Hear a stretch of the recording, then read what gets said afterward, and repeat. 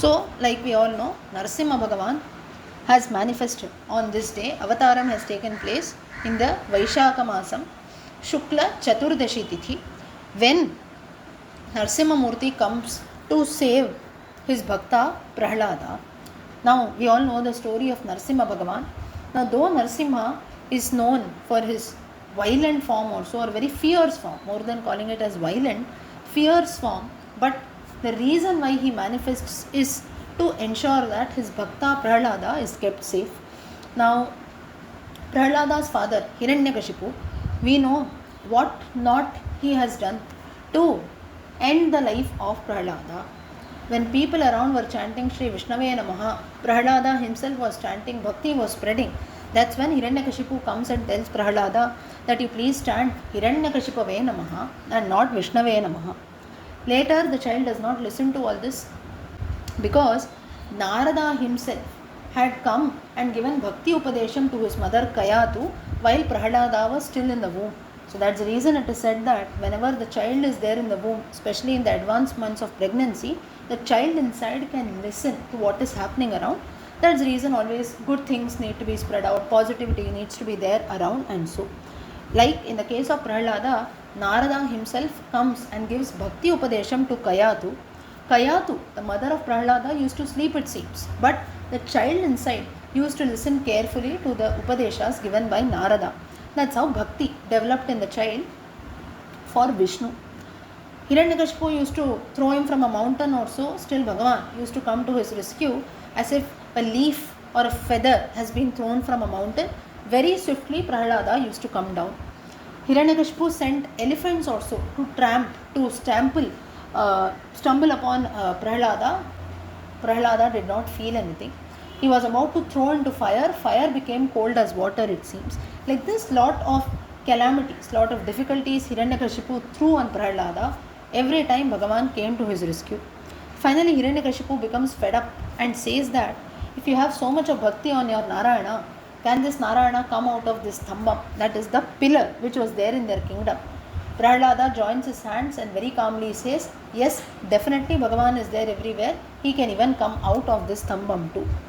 Now we know the boon that was given to Hiranyakashipu, that no man can kill him, daytime, nighttime he cannot be killed by any weapons also. So keeping all these conditions in mind, Bhagavan takes the Narasimha Avatara Rupam, not a man, not any other creature. He was killed during the Pradosha Kalaha, that is not morning, not evening. Similarly, not in land, not in sky. That's the reason he comes through a stambam also, from a pillar, because that is not on the ground as well as not on the sky, not using any weapon.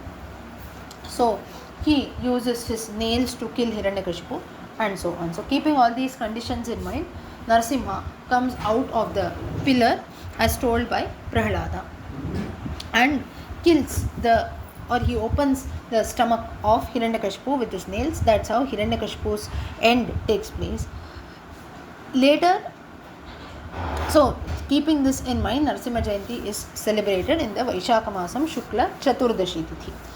Along with that, today, while we celebrate Narasimha Jayanti, we also celebrate Chinnamasta devi Jayanti. Now, who is Chinnamasta? I'll give you the significance of Chinnamasta devi sometime later. She is a goddess who is worshipped one among the Dashamahavidyas. Dashamahavidyas that we have, 10 different Swarupas of the goddess, specially worshipped in Shaktism. So there we have Chinnamasta, that goddess who is also worshipped. Now in the case of Narasimha Murti, what happens is, though Narasimha, we consider Bhagavan to be in a very fierce form, still for bhaktas like Prahlada, for bhaktas like you and me who have developed lot of devotion, he is always there in a calm, composed nature. So it is said that while he killed Hiranyakashipu on that day, by keeping on his lap, on another lap, after killing Hiranyakashipu, he also picked up the child lovingly and made him sit on his lap. So these are all stories related to Prahlada and Hiranyakashipu and also Narasimha Avataram, how the Lord comes and he saves the life of Prahlada. Also, why Bhagavan comes through this pillar? Now, if people like you and me call out, the Lord will not come, right? So, does that mean that the Lord is partial also, or maybe God does not exist at all and so on? Our bhakti is not like Prahlada, that's the reason Bhagavan does not manifest. But to ensure that his bhaktas vakyam, the bhaktas claim that is there, that the Lord is everywhere, he will definitely come out of this pillar also. And that too, in the case of Hiranyakashipu, it was just not easy to come, right? He had to keep so many conditions in mind.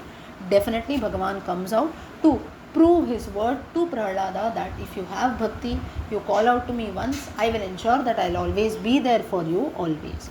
So what do we do to celebrate Narasimha Jayanti? Simple things which we have to do. We chant few shlokas in praise of Narasimha. Moreover, like the most popular shlokam that we know, Ugram Veeram Mahavishnam Jwalantam Sarvatomukham Nrisimham Bhishanam Bhadram Mrityur Namamyaham. Also, from Narayana, few dashakams are chanted, like dashakam 24-25, which are there. They are in place of Narasimha Murti only, Narasimhavataram and Prahlada Charitam.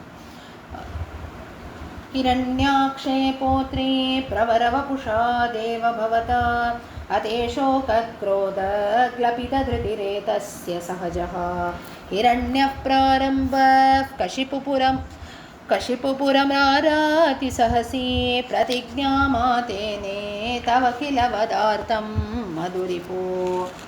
नरसिंहावतारं स्तम्भे घट्टयतो हिरण्यकशिपोः कर्णौ समाचूर्णयन् आघूर्णज्जगदण्डकुण्डकुहरो घोरस्तवा भूद्रवः श्रुत्वायं किल दैत्यराजहृदये पूर्वं कदाप्यश्रुतं कम्पः कश्चन सम्पपातचलितोऽप्यम्बोजभोर्विष्टरात्.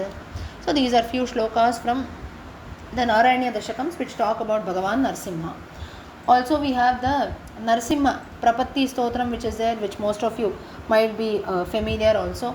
Mata Narasimha Pita Narasimha Bhrata Narasimha Sakha Narasimha Vidya Narasimha Dravinam Narasimha Swami Narasimha Sakalam Narasimha Ito Narasimha Parato Narasimha Yato Yami Tato Narasimha Narasimha Devat Paro Nakaschit Tasma Narasimham Sharanam Prapadye.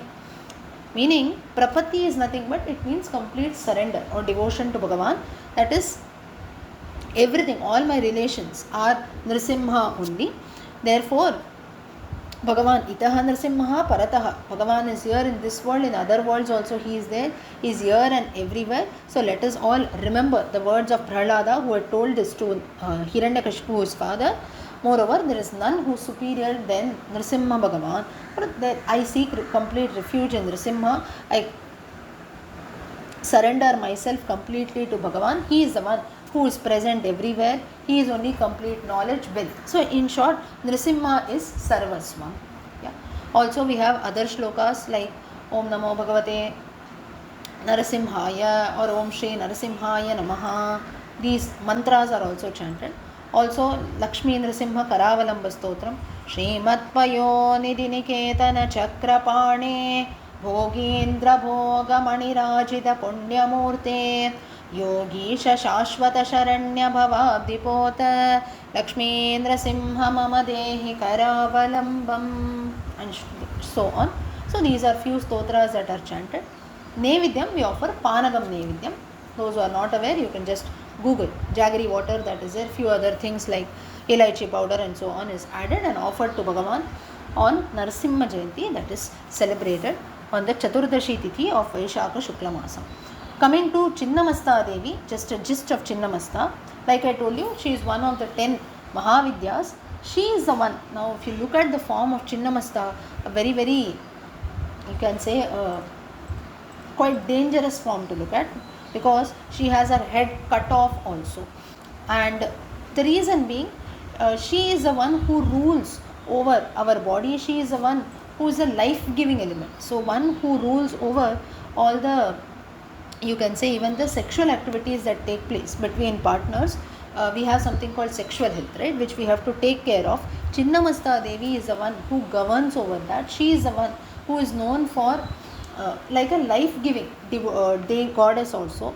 And deeply, if you look over the, you can say, like the spiritual part also, or in a symbolic way, she is the one who cuts off all ahankaram, all kinds of negativity that is there all around, and she is like the life pranam which is there in each one of us, and also she enables one life to beget another life. That's the reason she is called the pranaha also. So if you ever look at the picture of Chinnamasta Devi, it is quite a very dangerous form. Maybe later you can Google and also check about how the goddess looks. So again, a very unique form of the goddess. She is the one for whom Shiva only is the consort. Chinnamasta is nothing but a form of goddess Shakti only. So this is how even Chinnamasta Jayanti is celebrated. On this Jayanti, it is more than worship also, it is a reminder that we must release all kinds of ahankaram. Inner strength should be built up. There should be proper balance in our lives, whether there are some ups and downs that take place. So basically, Chinnamasta Jayanti also comes on the Vaishakha Masam Shukla Chaturdashi Tithi only. So usually, like she is one of the 10 Mahavidyas, we have Lalita Sahasranama, other shlokas in praise of the goddess that are chanted. Now, though the form of the goddess of Chinnamasta is a bit, you can say, very intense or quite dangerous to look at, like holding her own cut off head, blood flowing and so on. It represents detachment that is there, setting a control over one's desires and the continuous cycle of life, death also, wherein one life is able to give birth to another life.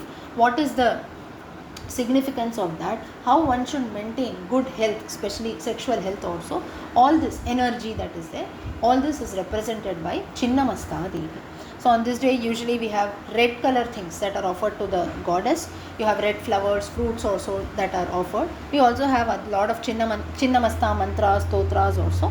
So that's how in the evening time also usually goddess is worshipped. By any goddess temple that we have, we go and worship. So like this there are lot of rituals that are followed in praise of Chinnamasta also, like a very popular shloka, Pratyaleda padam sadaiva dadatim chinnam shiraf kartrikam digvastram swaka bandha shonita sudha dharam pibantim muda nagga baddha shiromani trinayanam rityutpalalankritam ratyam saktamano bhavo paridridam dhyaye japa sannibham.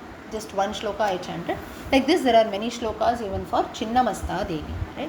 Now, though we might not be aware of these shlokas, we can definitely listen to these shlokas of Narasimha Bhagavan as well as Chinnamasta Devi, who are worshipped on the Vaishakha Masam Shukla Chaturdashi Tithi.